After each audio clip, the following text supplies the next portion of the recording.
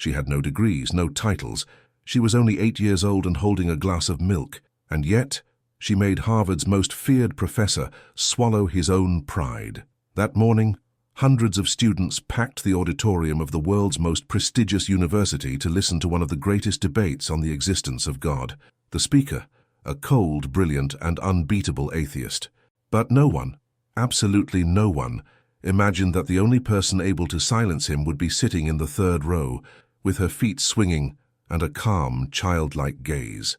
And before continuing with this testimony, make sure you're subscribed to the channel and write in the comments which country you're watching this video from. I want to know how far this message is reaching, because I know if it reached you, it wasn't by chance. The atheist professor's name was Dr. Alexander Moreau, one of the most revered professors at Harvard University, author of 7 books, frequent guest at international conferences, and, above all, a militant atheist. To many, an misunderstood genius. To others, an elegant provocateur. But to his students, he was a kind of modern gladiator. No one dared to face him in a debate without leaving intellectually wounded. In every philosophy class, he issued the same challenge. If God exists, bring me a logical and irrefutable proof. Otherwise, he remains where he has always been, in the imagination of the weak. That Friday, the campus was buzzing. Harvard was hosting the most anticipated seminar of the semester. God, human invention or ultimate reality?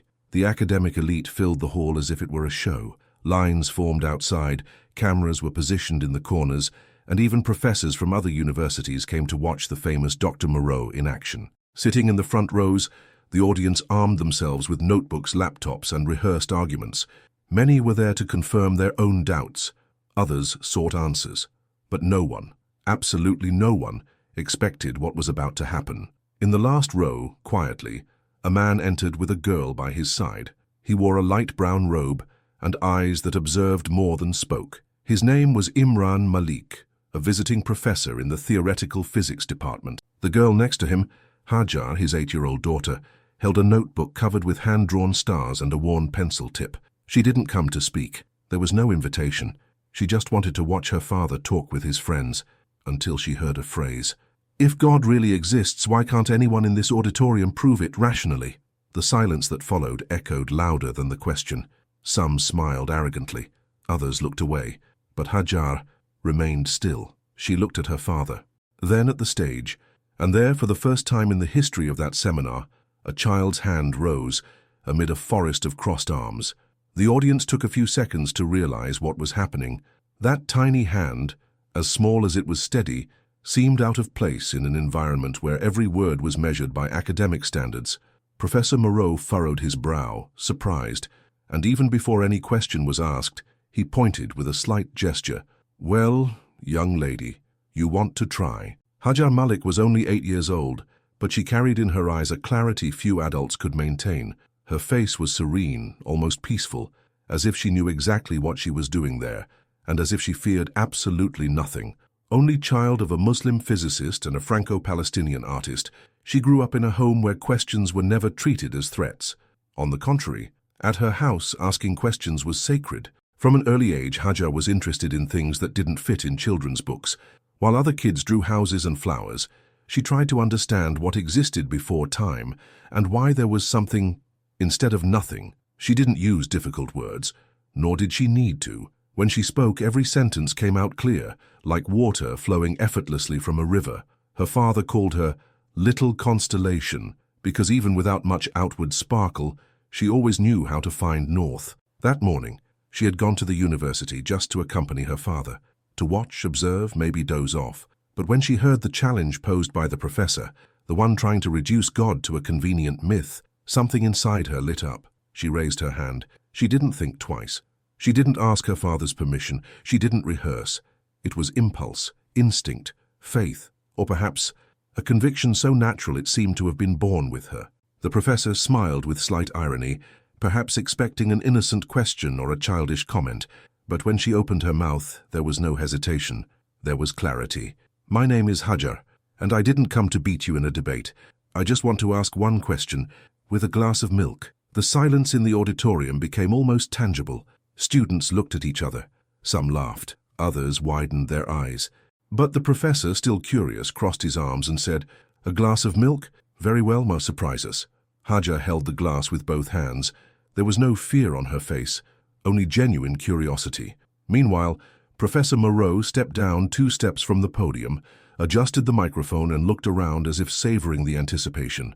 He loved audiences like this, packed, tense, and ready to see him destroy yet another religious illusion.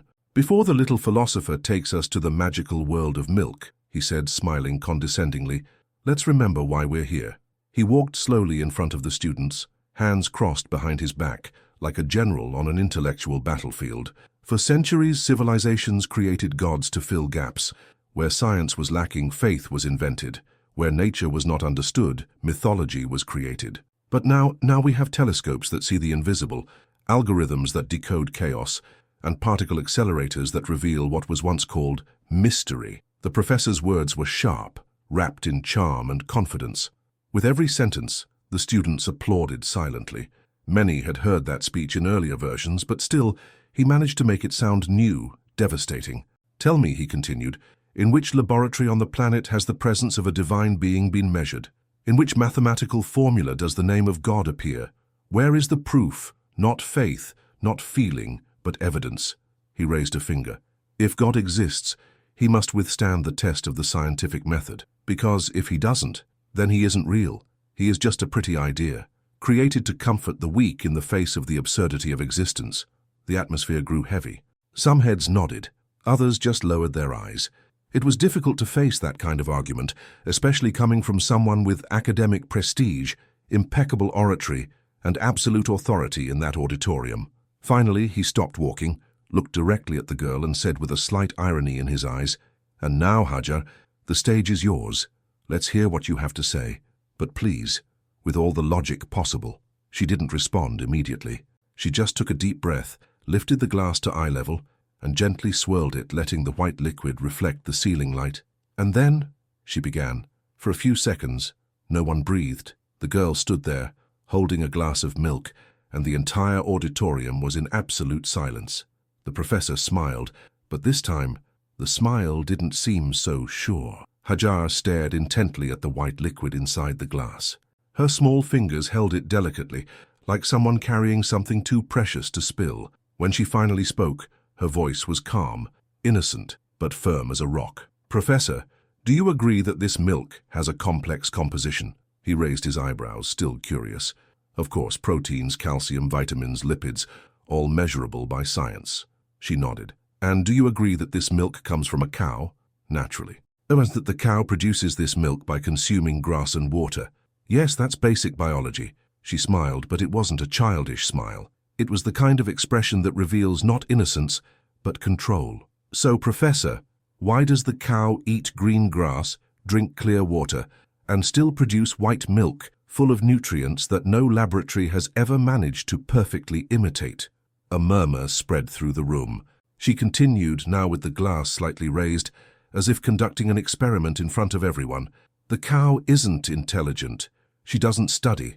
She doesn't think. And yet, day after day, she transforms simple things into something miraculous. If a scientist managed to create milk out of nothing, he would win a Nobel. But a cow does this, without a diploma." Professor Moreau pressed his lips. The room remained silent. She went on, "If I found this glass of milk on my desk, I would know someone put it there. I would never think it appeared by itself." She lowered the glass carefully and looked into the professor's eyes. "So tell me, Professor, why should we believe that the system that produces this milk, so precise, so intelligent, arose by chance, from nothing, without anyone having thought of it before?" This time the silence was deeper. Students who were once confident now seemed uneasy. For the first time in that auditorium, the argument didn't come from the stage. It came from the third row, and it was impossible to ignore. Professor Moreau remained still. No response, no irony. His silence was not one of respect. It was surprise. He hadn't expected her to do what dozens of adults had never managed, break down the wall of his absolute certainty.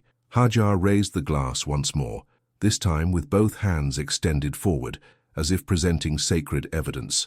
"Professor, may I ask you one more question?" He replied with a cautious nod, almost uncomfortable. If I throw this glass on the floor now, do you believe that when it falls, the milk would spread out and by itself form a legible word? The professor frowned. Of course not. Not even a letter. No, it would just be a mess. Hajar continued without changing her tone. And what if I did this 1,000 times? 1,000,000 times? Would the milk, by chance, form a meaningful sentence, as if intentional?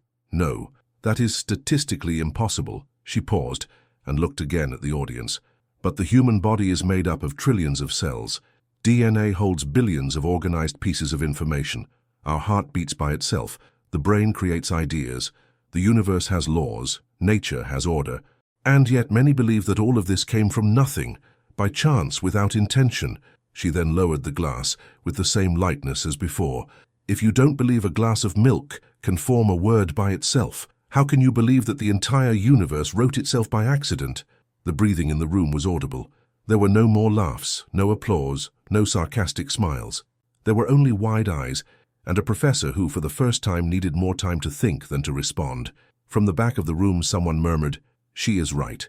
And then, as if part of the script, Hajar completed, "I'm not here to win, I just wanted to show that sometimes logic lies in the simplest things, and the truth is exactly where people stopped looking." Professor Alexander Moreau, accustomed to disarming doctors, now stared at a child with the look of someone doubting himself, and Hajar, without raising her voice, was doing what no philosopher had managed, taking his logic to the limit and leaving him no room to retreat. Hajar placed the glass of milk on the table in front of her. It was half full, simple, silent. But now, before everyone, it had become living proof, not of blind faith, but of an invisible intelligence that organizes even the invisible. This milk you see here was not made by a machine. It wasn't programmed. It didn't come from a lab. It came from a being that doesn't even know what protein is. A cow eats grass, drinks water, and transforms that into milk. And no one can replicate that perfectly in a laboratory. She turned to the audience, her voice without arrogance but full of lucidity. If something as small and common as milk is already impossible to copy by science, how can we say that everything came by chance? That everything, life, the body, emotions, the planet, simply arose on its own? The professor interlaced his fingers, now without the same smile on his face. He was listening, absorbing, but struggling inwardly not to show it. Hajar then turned directly to him. "If I leave this glass here, Professor, and leave the room, no one here will think it appeared by itself. Everyone will assume someone put it there, because organized things don't appear out of nowhere." Pause. If this logic applies to a glass of milk, why wouldn't it apply to life itself? Some students closed their eyes. Others leaned forward as if hearing something the heart recognized before the mind accepted. The professor, for the first time, seemed vulnerable. Hajar didn't smile. She just let the silence do its work, and she finished. "The existence of God is not hidden. It is in everything that already is, and that could never be by chance." The glass was still on the table, intact, shining under the white ceiling light, as if it were now a symbol, not of provocation, but of an argument no one there expected, and that no one could refute. What had once been a noisy auditorium, marked by discreet laughter and arrogant confidence, had now become a kind of temple where no one dared to break the silence. Professor Moreau said nothing. He looked at the glass, then at the girl, then at the audience, but no words came out, and his silence was deafening. In the second row, a doctoral student known for defending skepticism in student debates quietly wiped away a tear.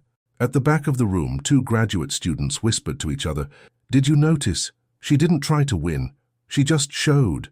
Hajar didn't seem aware of the revolution she had sparked. For her, it was just a conversation, a logical question, a glass of milk. But for those listening, it was as if an invisible wall had begun to crack, and light was starting to shine through the cracks. Professor Moreau finally took a deep breath. He rubbed his chin. There was no irony in his eyes. There was hesitation. A man used to dismantling arguments was now facing something that didn't fit into the categories he knew. "That was an interesting analogy," he said slowly. Hajar didn't respond. She just nodded humbly. Silence returned, but this time it was different. It wasn't empty. It was full of thoughts, discomfort, reflection. It was as if for a few seconds the world had stopped, not because an answer had been given, but because a certainty had been gently dismantled. And the most incredible part, It wasn't done with violence nor sarcasm. It was done calmly, with milk, and with a child. At the side of the auditorium, a visiting professor murmured to himself, "There are questions that are more dangerous than answers." Professor Moreau was still silent, but now another familiar face from the university stood up. Dr. Evelyn Sharp, a behavioral theorist and public critic of religions, asked for the microphone. Her voice was confident, her tone direct. "All right, Hajar, let's say you're right and there is a creator, but tell me, if this God is so good and just, why does he allow so much pain in the world? Why so much war, misery, disease?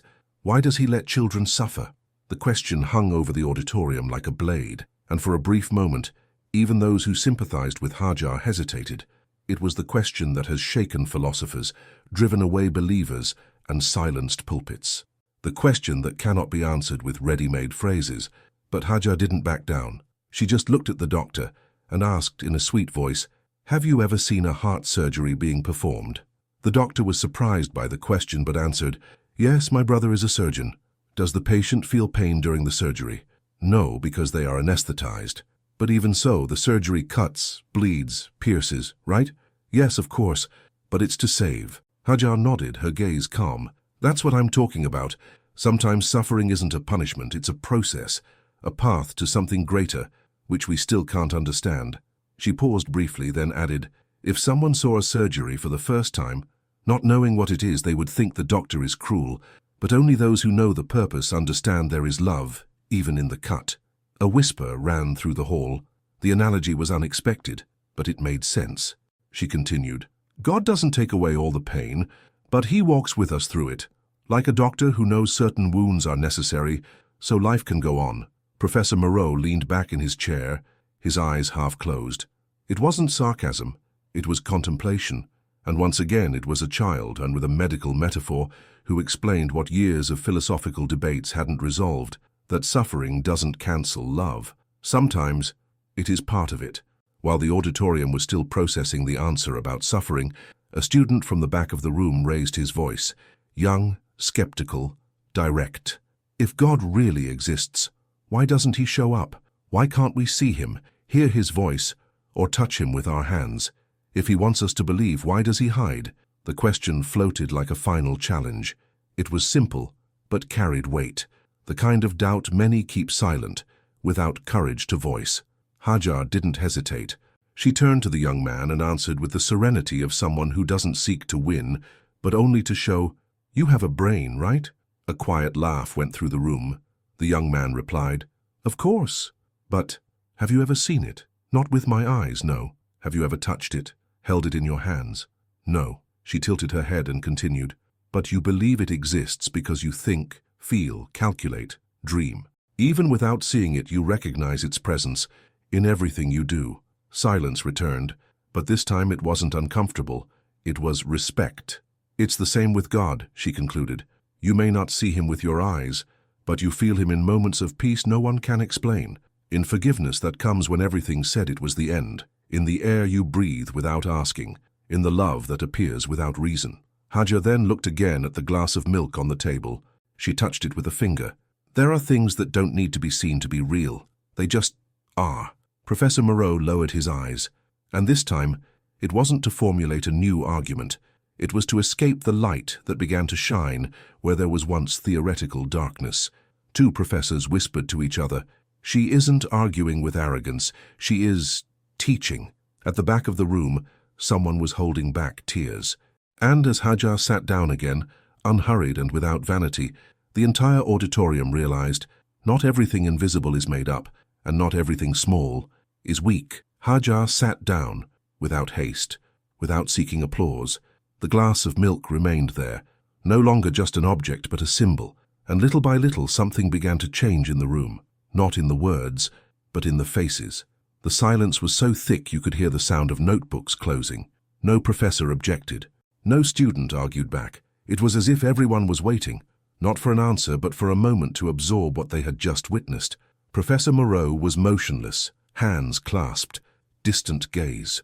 For the first time in years of seminars, he had nothing left to say. Beside him, the director of the philosophy department, who had attended dozens of academic debates, commented in a low voice, "She didn't try to win, she just showed a path, and that was enough. In the third row, a student quietly stood up and left the room with tear-filled eyes. Others remained seated, as if held captive, not by their chairs, but by the impact of what they were feeling inside. And then, something unexpected happened. Professor Moreau stood up. He walked slowly to the center of the stage, looked at the audience, then at Hajar. His face, once full of certainty, now carried a different expression. Vulnerability. Hajar, you made me think. Pause. I can't say that I believe now, but I can say that today I was truly challenged, not by another professor, but by an 8-year-old girl with a glass of milk. The auditorium, which had been silent for nearly an hour, filled with a gentle wave of murmurs. Then, quietly, applause began, first timid, then growing. But it wasn't applause for victory. It was applause in surrender to simple truth. In the last row, a student commented, "It was the logic she used, but what touched was the heart." And there, in that room full of titles and diplomas, the most unforgettable lesson of the semester was given by someone who had never been called to the board. The auditorium was still standing, not for a rhetorical victory, but because they had been touched by something none of them expected to find there: disarmed truth, spoken by a child. Hajar didn't stand to thank them, nor did she smile like someone who had won a dispute. She just looked at the glass of milk, still on the table, and gently pushed it to the center, as if returning to the world the simplicity it had forgotten to observe. Meanwhile, on the other side of the stage, Professor Moreau remained silent. But now, he was not the same man. The steel certainty that once sustained him seemed to have softened, not because of a threat, but because for the first time someone made him see, not with his eyes, but with both reason and heart. As they left, students approached Hajar. Some wanted to understand more. Others just wanted to say thank you. She responded sweetly, but without vanity. She knew it wasn't about her. It was about what she had revealed, and perhaps about what everyone there carried inside themselves but didn't know how to name. Her father watched from afar. He didn't applaud her like the rest of the room. He just smiled, eyes moist, as someone who knew something profound had been planted in that place. Outside, the Harvard sky was clear. The cold bit at faces, but nothing could stop the warmth of what had happened inside, because what was experienced in that seminar was not just a debate. It was a reminder, a mirror, a sign. Sometimes truth doesn't shout, it whispers, and only those with the courage to listen with humility hear it. The glass of milk, simple and silent, stayed on the table until the last person left. No professor dared touch it. No student tried to discard it, because everyone knew that was no longer just milk. It was memory, it was proof, it was a miracle, and those who saw. That morning, no one entered that auditorium expecting miracles. They came for logic and left with silence, a silence full of questions, of truth, and perhaps of faith. An 8-year-old girl, a glass of milk, and an argument so simple that disarmed pride, touched hearts, and dismantled certainties built over years. Maybe you can't explain what you felt either, but if something inside you was moved, then this story has served its purpose. Subscribe to the channel so you don't miss the next story. And if this truly touched you, share this video on your social media, because someone, somewhere, might need to hear exactly this today. See you next time, and may the truth continue finding hearts willing to listen.